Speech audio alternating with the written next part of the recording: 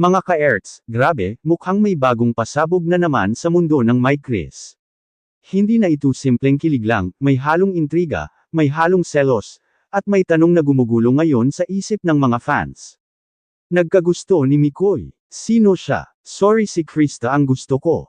Krista napatingin. Grabe, ang sexy pala ang babae na ito. Yan ang eksaktong eksena na bumungad sa atin mga idol, at hindi may kakaila, nakakagulat, nakakakaba, at higit sa lahat, nakaka-curious. Sino ba talaga ang babaeng to? Bakit parang biglang may tension? At bakit tila may reaksyon si Krista na hindi natin inaasahan? Pero bago tayo tuluyang madala sa intriga at kilig, isang paalala muna mga ka-Erts, ang reaction video na ito ay kathang-isip lamang, ginawa para magbigay saya, good vibes, at dagdag kilig sa ating paboritong My Chris tandem. Hindi ito base sa totoong pangyayari, kaya chill lang tayo, enjoy lang, at suportahan pa rin natin ang kanila journey.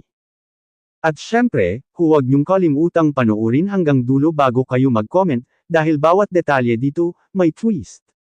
Ngayon, eto na, simulan na natin. Sa unang tingin pa lang sa thumbnail, mapapaisip ka na agad, bakit may babaeng naka-red, tila confident, tila may dating, pero tinakpan ang mata. Ibig sabihin ba nito may tinatago?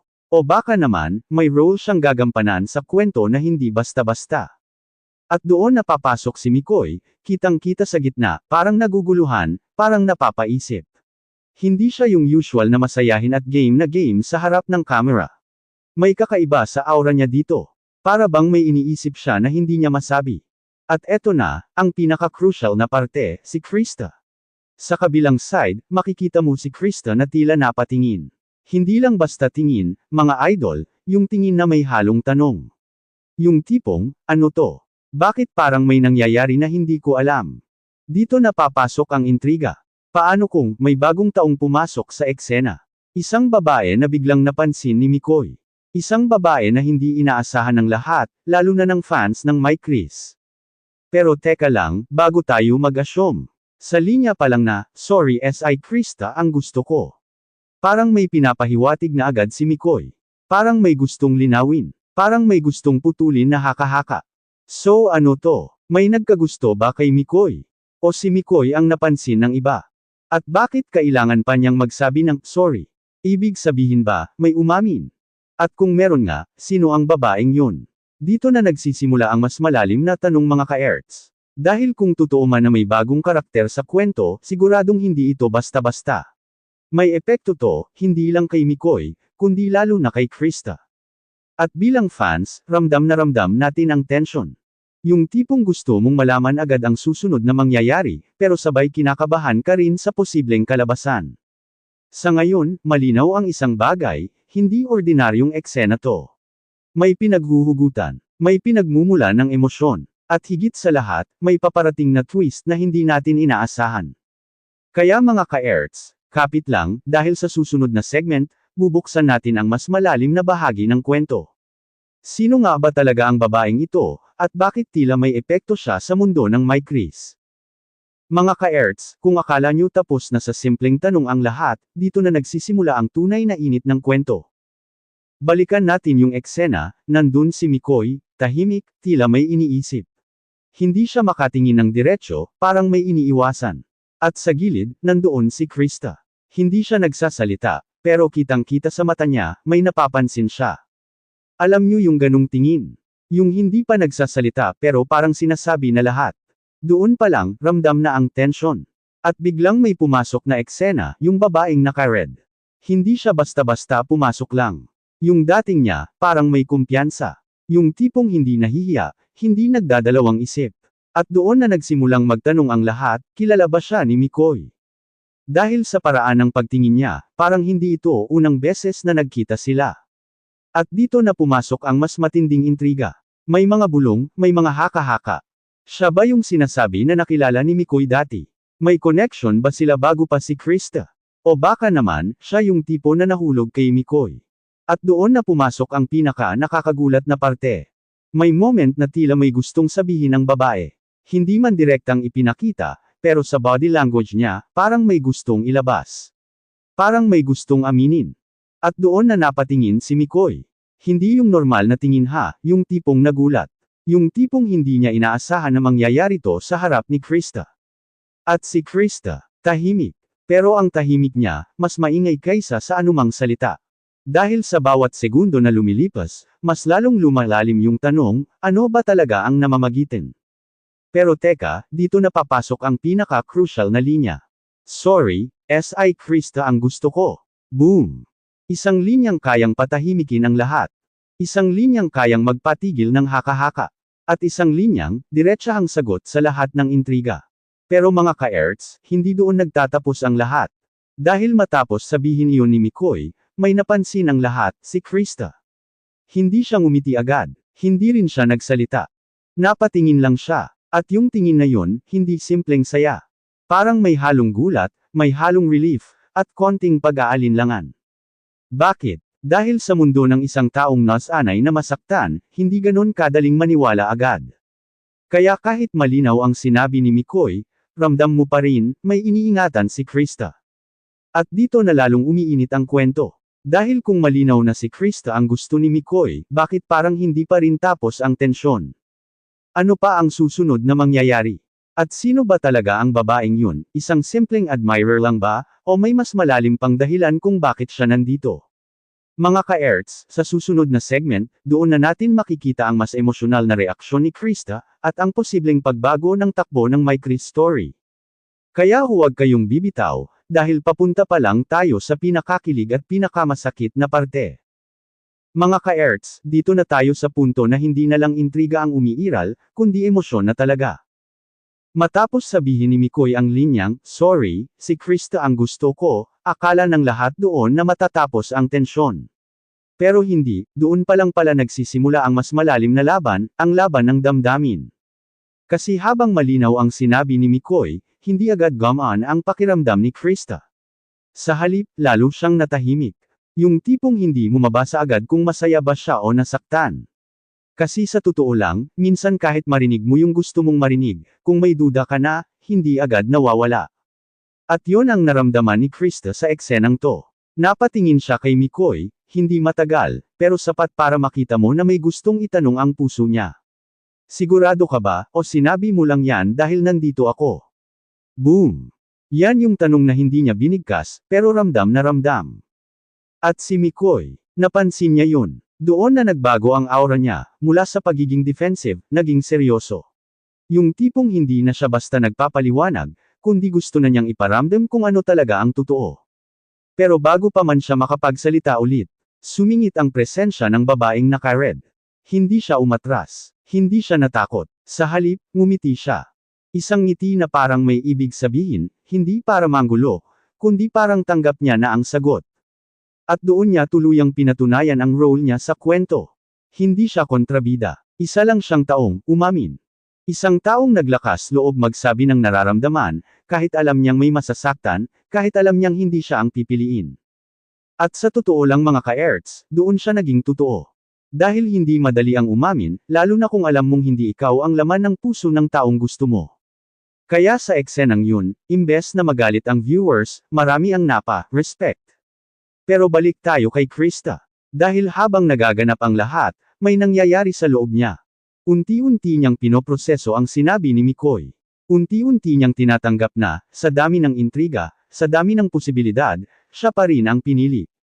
Pero hindi pa rin nawawala yung takot. Kasi sa mundo niya, hindi sapat ang salita. Kailangan niya maramdaman. Kaya sa pagkakataong to, hindi siya nagsalita agad. Hindi siya ngumiti. Sa halip, tumingin lang siya kay Mikoy, parang hinihintay ang susunod na gagawin nito. At doon napapasok ang pinakakritikal na sandali. Ano ang gagawin ni Mikoy para patunayan na si Krista nga talaga? Paano niya buburahin ang duda? At handa ba si Krista na muling magtiwala, kahit may kaunting takot pa?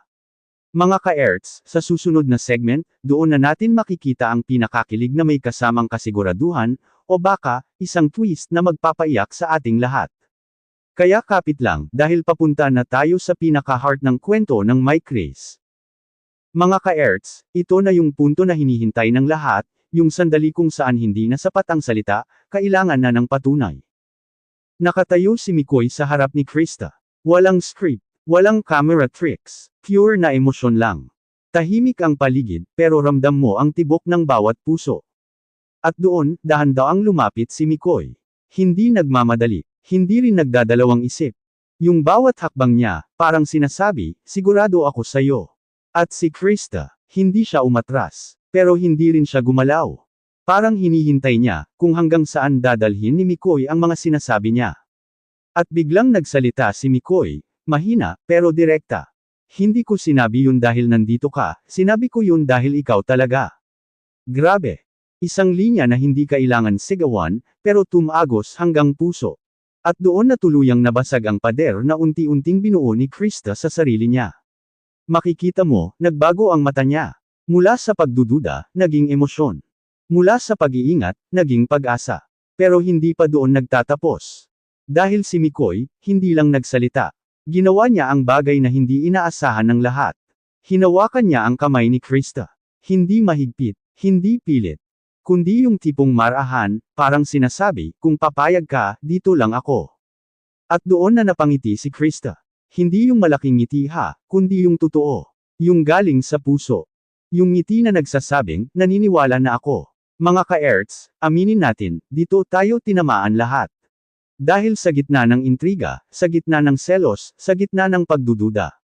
Ang pinili pa rin ni Mikoy, si Krista. At ang mas matindi pa. Pinatunayan niya yun, hindi lang sa salita, kundi sa kilos. Samantalang sa gilid, tahimik na lang na nakatingin ang babaeng naka-red. Walang galit, walang sama ng loob. Sa halip, may konting ngiti. Parang tanggap na niya, parang alam niya, na kahit anong mangyari, hindi siya ang para kay Mikoy. At sa totoo lang, doon nagkaroon ng closure ang eksena niya. Hindi siya kontrabida. Isa lang siyang bahagi ng kwento, na nagpatunay kung gaano katatag ang Mycris. Pero teka lang mga ka-Erts, akala nyo ba dito na nagtatapos? Hindi pa, dahil habang nagkakaintindihan na sina Mikoy at Krista, may isang detalye ang napansin ng ilan. Isang tingin. Isang reaction. Isang bagay na parang may ibig sabihin pa. At doon napapasok ang huling twist. Sa susunod na segment, malalaman natin. Tuluyan na bang buo ang tiwala ni Krista? O may natitira pang tanong na pwedeng sumubok sa kanila? Kaya huwag kayong bibitaw, dahil ang finale na ang magbibigay ng sagot sa lahat ng kilig, intriga, at emosyon ng Mycris story na to. Mga ka-Erts, eto na. Ang pinakahihintay nating sagot sa lahat ng tanong, kilig, at intriga. Matapos ang matinding emosyon sa pagitan ni Mikoy at Krista, akala ng lahat, tapos na. Buo na, klaro na. Pero tulad ng kahit anong kwento na may tunay na damdamin, hindi agad-agad nawawala ang lahat ng duda. Habang magkahawak kamay sila, may isang sandali na napansin ng ilan, si Krista, muling napatingin. Hindi na sa babaeng naka-red, kundi, kay Mikoy. At doon niya binitiwan ang isang tanong, mahina, pero direkta. Sigurado ka na ba talaga, kahit maraming pwedeng dumating? Hindi ito selos. Hindi rin ito takot lang. Ito yung tanong ng isang taong handang magmahal, pero gusto ng kasiguraduhan. At dito na nagbigay ng pinakamatibay na sagot si Mikoy.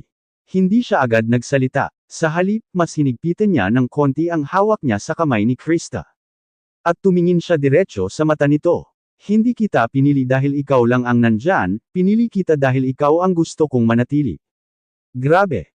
Walang paligoy-ligoy. Walang duda. At sa simpleng linyang yun, tuluyan nang nawala ang lahat ng agam-agam.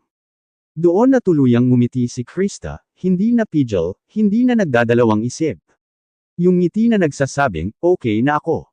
Ikaw na. At doon, nagtagpo ang dalawang pusong ilang beses ding sinubak ng intriga. Mga ka-Erts, dito natin napatunayan. Hindi na si Syra ang tunay na koneksyon ng dalawang tao dahil lang sa tukso, selos, o bagong dumating. Sa halip, lalo itong tumitibay kapag pinili nyo ang isa't isa sa kabila ng lahat. At yung babaeng naka-red, tahimik siyang umalis. Walang eksena, walang drama. Pero may iniwang aral. Minsan, darating ka sa buhay ng isang tao hindi para agawin siya, kundi para patunayan kung sino talaga ang pipiliin niya. At sa kwentong to, malinaw. Si Krista ang pinili. At si Mikoy, hindi lang pumili, nanindigan. Mga ka-Erts, kung umabot ka hanggang dito, saludo ako sa iyo. Sana nabigyan ka namin ng kilig, saya, at konting realization sa kwentong kathang-isip na ito para sa Mycris. Muli, paalala, ang video na ito ay isang fictional reaction lamang para sa good vibes at entertainment ng fans. Walang sino man ang dapat ma-misinterpret o masaktan sa kwentong ito.